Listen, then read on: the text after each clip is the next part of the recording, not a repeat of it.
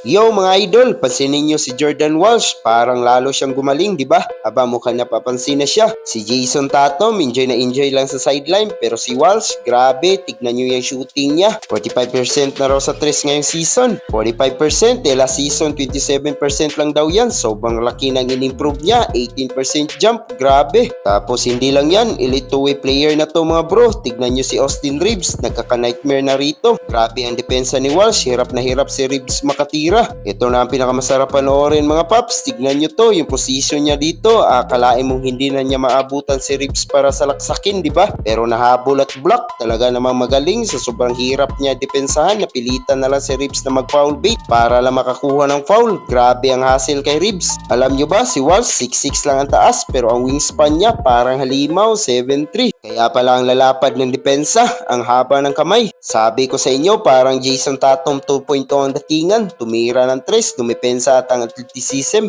Ano mga tropa, agree ba kayo? Jordan Walsh, the future is now? Drop nyo naman sa comments kung sino pa ang nakikita nyo na posibleng maging next big thing sa NBA. Huwag kalimutang mag-like at subscribe. Peace out!